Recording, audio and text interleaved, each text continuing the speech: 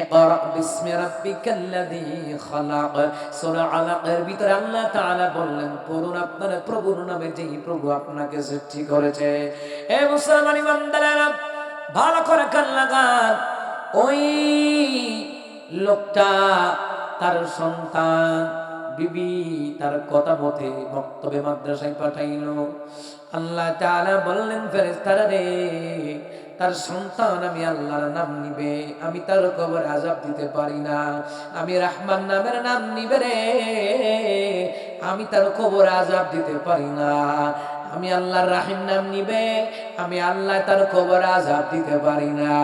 এ ফেরেশতারা, এই জন্য যদি তার কবর আযাব দেই, আমি রহমান নামের ইজ্জত থাকে না, রহিম নামের ইজ্জত থাকে না, আল্লাহ নামের ইজ্জত থাকে না। আমি আল্লাহ নামের বরকতে, রহমান রহিম নামের বরকতে আমি আল্লাহ হুকুম দিলাম, এই বান্দার কবর আযাব চিরতরে মাওকুফ করে দাও। এই সন্তানের কারণে পিতা মাতার কবর আযাব মাফ করে দিয়েছেন কে? এ মুসলমান ইমানদারেরা, এই দিনই আলেম শিক্ষা গ্রহণের দরকার। সমাজ পরিবর্তন করতে হলে, রাষ্ট্র পরিবর্তন করতে হলে দিনই আলেম শিক্ষা গ্রহণ করার দরকার আছে না নাই? এই রাষ্ট্র কাঠামো পরিবর্তন করতে হলে এই দিন ইসলামের খেলাফত দরকার আছে না নাই? ভাইরা আমার, বাবারা আমার, এ মুসলমান ইমানদারেরা, আল্লাহ সুবহানাহু ওয়া তাআলা নবীদের পরে আল্লাহ আলেমদেরকে পাঠালেন। আলেমেরা কোরআন সুন্নাহ থেকে বয়ান করবেন।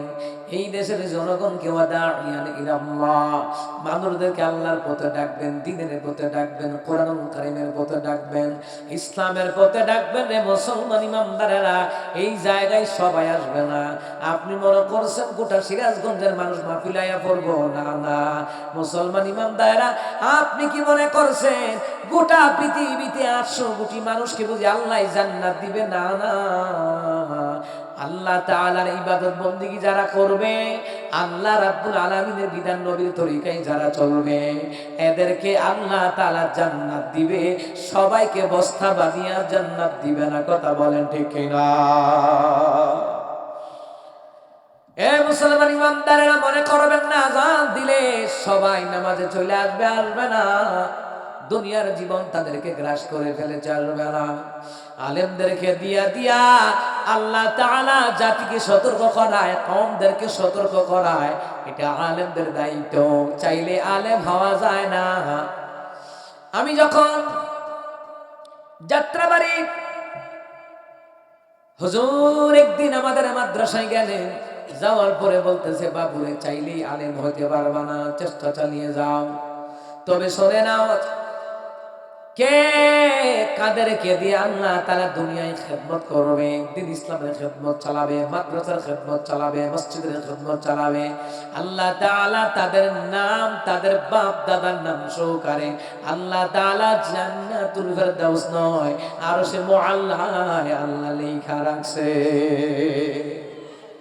এ মুসলমান ইমানদারেরা, চাইলেই কিন্তু কোরআনের প্রোগ্রামে আসা সম্ভব নয়, পারবে না।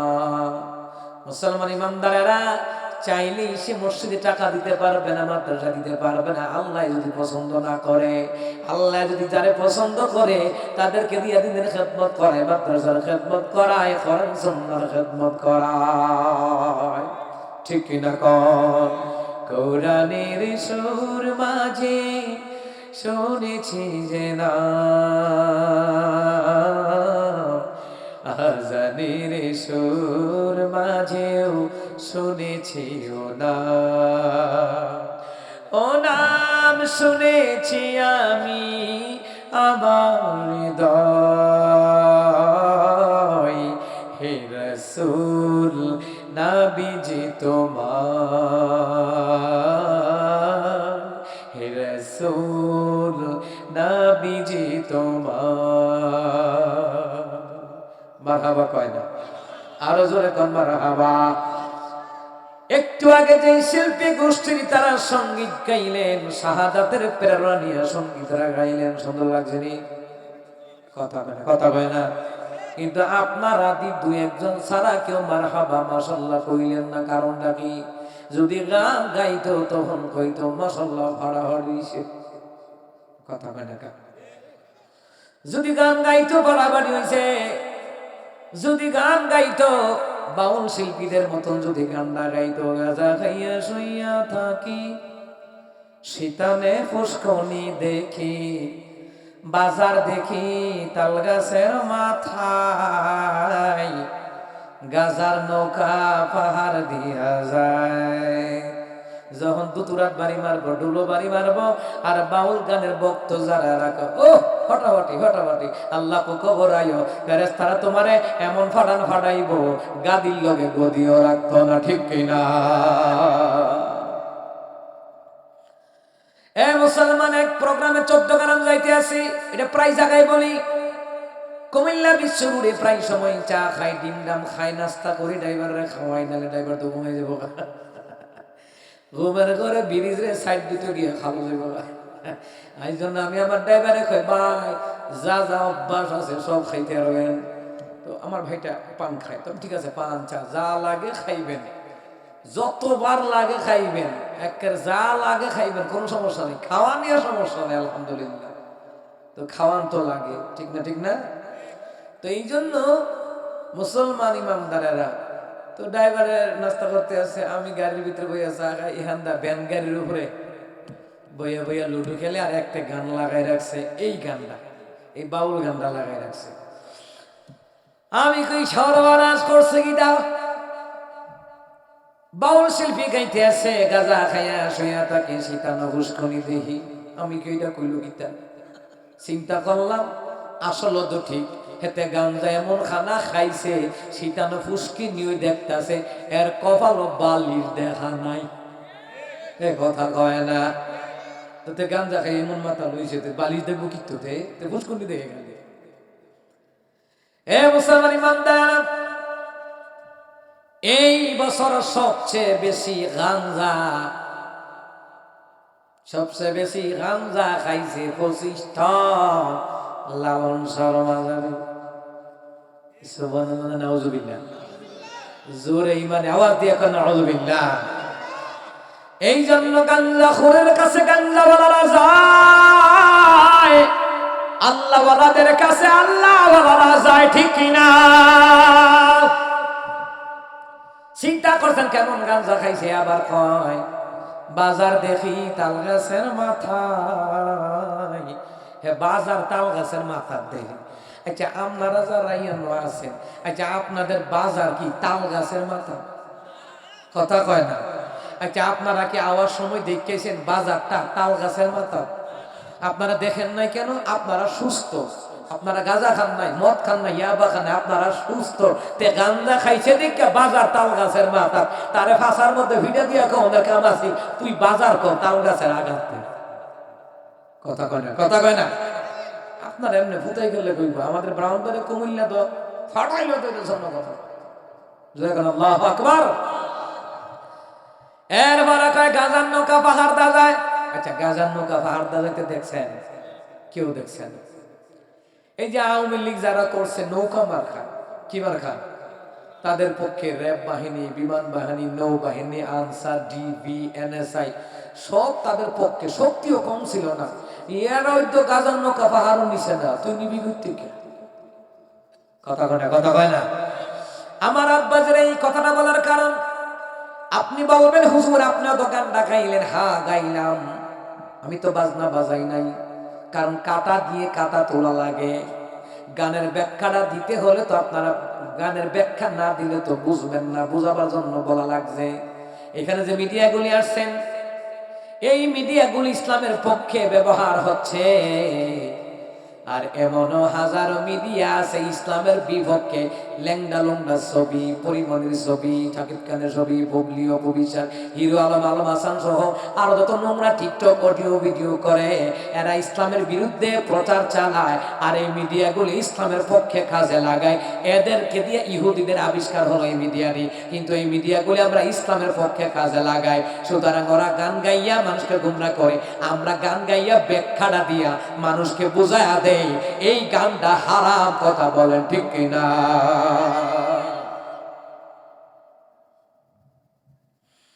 হে মুসলমান ইমানদারেরা, ভালো করে কান লাগান মুসলমান ইমানদারেরা। ও মুসলমান, যখন কোন আলেম তিলাওয়াত করবে মাশাআল্লাহ বলবেন, তিলাওয়াতের শেষে সঙ্গীত গাইল শিল্পীরা মাশাআল্লাহ বলবেন, মারহাবা বলবেন। গান গাইলে মারহাবা মাশাআল্লাহ বললেই তো না, ঈমান চলে যাবে। কথা কয় না আমার আব্বাজিরা। ও মুসলমান ইমানদারেরা, ভালো করে কান লাগান। দ্বীনি ইলম শিক্ষা যদি সমাজে না থাকতো, মানুষের নামাজ কেমনে পড়ে বুঝতো না, যাকাত কেমনে দেই বুঝতো না, দাড়ি কতটুকু রাখা লাগবে বুঝতো না। মুসলমান ইমানদারেরা, বিয়ে শাদীর বিধিবিধান এইগুলি বুঝতো না রে মুসলমান ইমানদারেরা। এই জন্য আমি আমার ভাষায় বলি রে মুসলমান, দ্বীনি ইলম হলো জাতির মেরুদণ্ড। শিক্ষা জাতির মেরুদণ্ড নয়, দ্বীন ইসলামের শিক্ষা হলো জাতির মেরুদণ্ড। চিৎকার দিয়ে কোন সুবহানাল্লাহ। এই আরো জোরে কোন সুবহানাল্লাহ। আমার বন্ধুরা, আমার বাবারা, ও মুসলমান ইমানদারেরা, ভালো করে কান লাগান মুসলমান। দ্বীন ইসলামের শিক্ষা এটা জাতির মেরুদণ্ড, অন্য শিক্ষা কিন্তু জাতির মেরুদণ্ড নয়। অন্যান্য শিক্ষা যদি জাতির মেরুদণ্ড হইতো, তাহলে এই দেশের মধ্যে তাসলিমা নাসরিন নাস্তিক হইতো না, আসাদ নূর নাস্তিক হইতো না, মুফাজ্জুল্লাহ নাস্তিক হইতো না। তাহলে অন্যান্য শিক্ষা জাতির মেরুদণ্ড নয়, জাতির মেরুদণ্ড শিক্ষা জাতির মেরুদণ্ড নয়, শিক্ষা জাতির মেরুদণ্ড নয়। কোরআন হাদিসের শিক্ষাই হলো জাতির মেরুদণ্ড।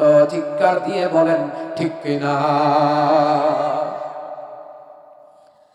এ মুসলমান ইমানদারেরা, কোরআন হাদিসের শিক্ষাই হলো জাতির মেরুদণ্ড রে মুসলমান ইমানদারেরা। এই জন্য দ্বীন ইসলামের প্রতিষ্ঠানগুলি জিন্দা থাকুক। আপনারা চান কি চান না? খাড়া খাড়া চান? জোরে কোন লিল্লাহে তাকবীর, আর জোরে কোন লিল্লাহে তাকবীর, আর জোরে লিল্লাহে তাকবীর। আল কোরআনের আলো, আল কোরআনের আলো, আল হাদিসের আলো। কোরআন ছাড়া অন্য কিছু, কোরআন ছাড়া অন্য কিছু বাস। আলহামদুলিল্লাহ পড়েন আমার বন্ধুরা, আমার বাবারা। কোরআন হাদিসের সুশিক্ষাই হলো জাতির মেরুদণ্ড।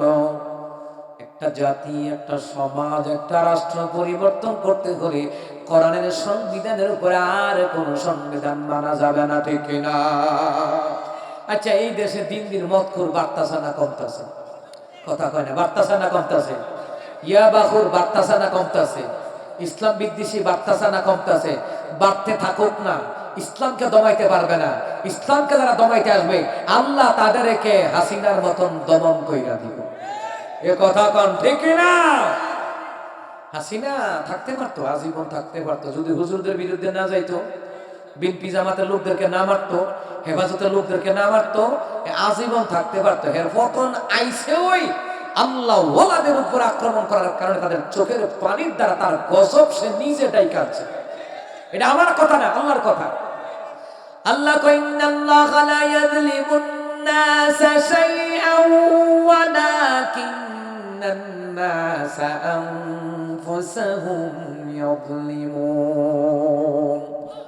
আল্লাহ তাআলা বলেন, আমি মানুষের প্রতি জুলুম করি না, মানুষ নিজের কর্মের দ্বারা নিজের উপর জুলুম করে।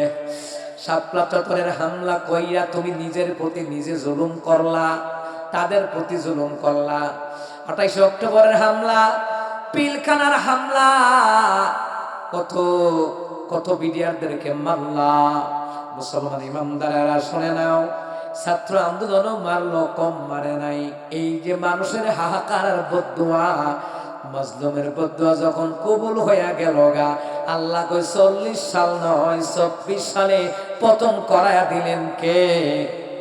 কথা কয় না কে? আল্লাহ যদি না আল্লাহ যদি আমাদেরকে এই ব্যবস্থাটা না করে দিতেন, আমি ছাত্র আন্দোলনের পতনের 6 দিন, 1 সপ্তাহ আগে, 1 সপ্তাহ আগে জুমার দিন আমি বয়ানটা করলাম আমার মসজিদে মগবাজারে। এখন 300 ফিটে জমা পড়াই, চাইছিলাম চাকরি করতাম না, চাকরি আইয়া দিয়ে আমার যাতে করো লাগবো। রিজিকের মালিক কে? জোরে কর, রিজিকের মালিক কে? চাইছিলাম, করতাম না। আল্লাহ কয় না, করণ লাগবো। রিজিকও থাকলে কেউ কেড়ে নিতে পারে। তা আমি জুমার দিন, আগের জুমায়, পতনের আগের জুমায় বয়ান করছি। দিনের নবী লেখা বলেন, মুসলিমের দোয়া যখন কবুল হওয়া শুরু হয়, জালিমদের তখন পতন হওয়া শুরু হয়। ওই পতন কেউ ঠেকায় রাখতে পারে না।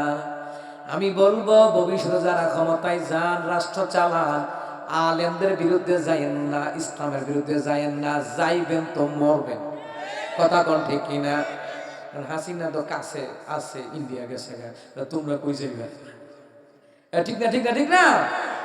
আমার আব্বাজিরা, আমরা সবাই মুসলমান, ইসলাম শান্তি, ইসলামের কর্মকাণ্ড মানলে না শান্তি পাইতাম। কথা কোনা কথা হয় না? আমার আব্বাজিরা, ও মুসলমান ইমানদারেরা, এই দেশের জমিনে আমি কেন বললাম ইসলামের শাশ্বত দরকার? এই জন্য দরকার, মদ গাজাইয়া বা নারীবাজি নষ্টানষ্টির খেলা, চিত্র জগতের নষ্টানষ্টি, নায়ক নায়িকাদের নষ্টানষ্টি, আকাম কোকামের ঘষাঘষি, এইগুলি বন্ধ করতে হইলে ইসলামী খেলাফত দরকার। দেশের টাকা বিদেশে পাচার বন্ধ করতে হইলে ইসলামী খেলাফত দরকার। কথা বলেন ঠিক কিনা? নাইলে কাম হইতো না। আওয়ার হতো দেখলাম টাঙ্গাইলে চেকপোস্ট, এরপরে ঢাকা সাভারে চেকপোস্ট। ইটা চেকপোস্ট দিয়া কাম হইতো না। ওই বর্ডার থেকে যে গাঞ্জা মদিয়া বাইয়ে, ওই বর্ডার আগে বন্ধ করন লাগবে। এ কথা কয় না দিন, মাঝখান থেকে আতায় উঠে দইটা কোনো লাভ নেই, ভাব গুদ্দা ভাব। কথা কন ঠিক কিনা? আমি আলোচনাটা এই বছর বেশি বেশি করতেছি, আপনাদেরকে শুনিয়ে যায়। হুজুরের কাছে আইছে একজন মুসল্লি, এক হুজুর, আমার কুয়ার মধ্যে কুত্তা ময়রা ভইরা রইছে, আমার কুয়ার পানিটা পবিত্র করাম কেমনে? হুজুরে কয় 40 থেকে 70 বালতি পানি ঢাইলা দিবা, পানি পবিত্র হয়ে যাইব। 40 থেকে 70 বালতি পানি ঢাইলা দিয়া কয়, খাইছে আমারে কুত্তা পচা গন্ধ। হুজুরের কাছে গিয়া কে, হুজুর কি মাসালা কইলেন, গন্ধ আরো বাড়ছে। হুজুরে কয়, কুত্তা মরা ফালাই সত্যি? কয় না। এই ব্যাট লাগে কুত্তা মরা ফালা, কুত্তা মরাটা উড়াইয়া অন্য জায়গায় ফালাইয়া দাফন কইয়া, এই মৃত পানি মরলে নবী কয় এটাকে দাফন করে দাও। এইটার দুর্গন্ধে বাতাসে বাষ্প হয়ে ছড়াবে, মানুষের নাক দিয়ে ঢুকবে, তার মস্তিষ্কে শরীরে রূপ দেখা দিবে। আল্লাহু আকবার। বিশ্ব ডাক্তার ছিলেন, বিশ্ব বৈজ্ঞানিক ছিলেন মুহাম্মদুর রাসূলুল্লাহ সাল্লাল্লাহু আলাইহি ওয়াসাল্লাম। দেখছেন নি কারবারটা? আমার বাপেরা, আমার বাবারা, হুজুরে কয় ব্যাক করে না, আগে কুত্তা মরা এটা অন্য জায়গায় মাটিটা দিয়া, এরপরে